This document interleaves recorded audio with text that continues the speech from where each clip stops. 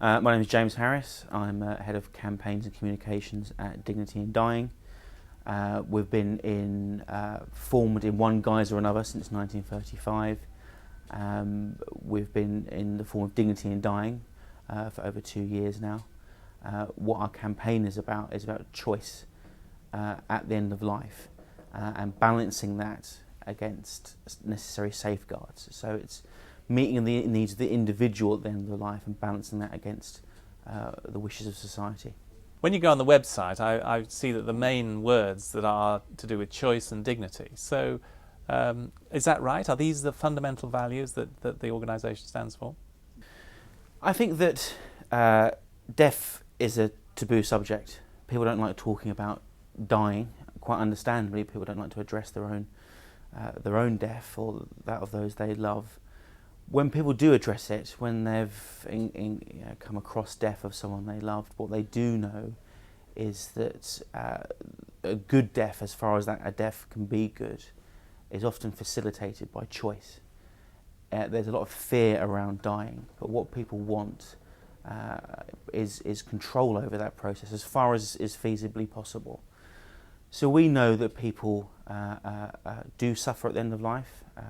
With good care, many people will not suffer, but some people do suffer at the end of life. And people want choice over that suffering.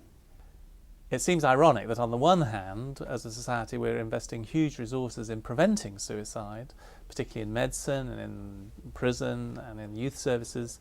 And yet on the other hand, here we are saying that maybe suicide is a good way to die. Do you see a conflict there? I think that terminology is crucial to this debate.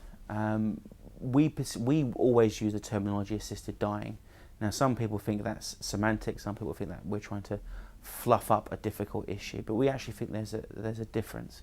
We don't support the assisted suicide of people who aren't dying. We think that society, and this is an issue for society, not just the individual, has to set out how it views people should approach end-of-life decision-making. And what we think is the appropriate boundary is to distinguish between assisted suicide, assisted dying, and euthanasia. Euthanasia is where we would consider that there isn't directly patient involvement. Someone could make that decision on behalf of the patient, a well-meaning doctor, for example. We do not support that. It has to be patient-driven. We don't support the notion that someone who isn't dying is aided to die. We think that, as you pointed out, society invests an awful lot in trying to prevent people committing suicide, and we completely agree with that. People need to be helped if they're in difficult situations. There is a difference, though, as we see it, with people who are terminally ill. And in the last weeks and months, if they consider their suffering to be unbearable, and if they consider their suffering to be unbearable, they should have the choice to control the time and manner of their death. And that's how we perceive it. And we don't think it can be mixed up with a wider debate about suicide, because we certainly don't advocate that. Can I ask you about the case of Daniel James, the rugby player with a spinal paralysis who committed suicide? Would you support his action in this case? The short answer to that is no. However, I do have to state that we obviously have an awful lot of sympathy for the position that Daniel found himself in, a huge amount of sympathy for the position his family found themselves in. We think that society needs to draw clear lines, to not muddle this issue, to set out clear regulation. And what that regulation would do is to define the difference between terminal illness and people who aren't dying. And however much I sympathise with Daniel and the position he found himself in, I don't want to see a law in place that would allow society to assist him to die. That said, I do think as a society, and I think this is true of all of us, is that we are compassionate to the instances of Daniel and his family, and the law obviously will deal with that in a compassionate way that balances the need to send out a message that we don't want to see this as a widespread behaviour, but also we have compassion for the difficult situation he found himself in. What about the case of Charles Groves, the conductor, and his wife, who went to Zurich and who committed suicide? They just seem very old and frail, but they felt their lives were unbearable. Do you support their actions? there has to be a line drawn. Society has to draw this line. We need to engender choice in the individual, but while society draws its parameters of where that choice can take place. And in doing so, we think actually people will be better protected. This isn't, on one hand, we can use terminology like choice, suffering, and we think that's important for people. But also it's about protection and regulation. We feel that what's happening at the moment is people are taking decisions behind closed doors. They're fearful of death. They're not discussing death, and if they are, they're discussing death within a closed set of people. We would like to see a process whereby people who have legitimate concerns about dying, becoming elderly, care available, can have conversations with their doctors, their health providers about these concerns and what their wishes are at the end of life. And if there are unmet needs, those needs can be met. And what society would be doing is it would be saying, look, we understand their concerns, let's talk about these, let's try and meet these unmet needs.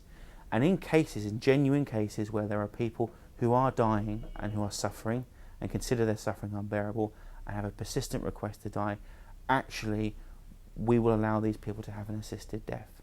And in doing so, you do two things. You engender a conversation, and you also protect against people who shouldn't be having assisted suicides.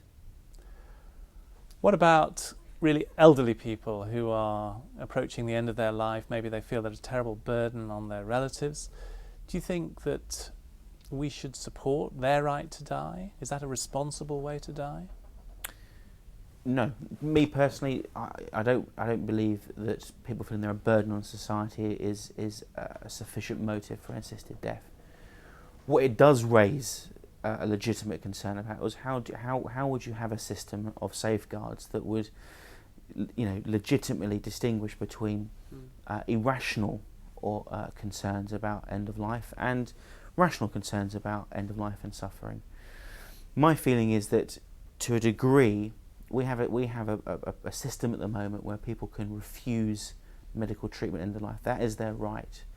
There is no evidence to suggest that people are refusing treatment because they consider themselves to be a burden. So that's not happening at the moment. If we look at the countries where assisted dying has been legalised, most notably Oregon, which is the closest to what the law we would like to see in Britain, again there is no evidence of a duty to die. And we feel that if it were have these conversations, if you actually legitimise conversations with doctors, there's more chance of catching these unmet needs and these irrational concerns than at present, where you have an unregulated form of domestic suicides, people travelling abroad to die.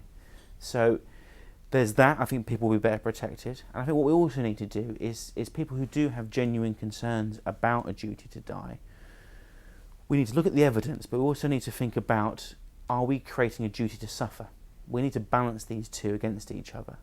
Can we introduce sufficient safeguards to try and prevent creating a duty to die whilst ensuring that we do not impose a duty to suffer on people at the end of life?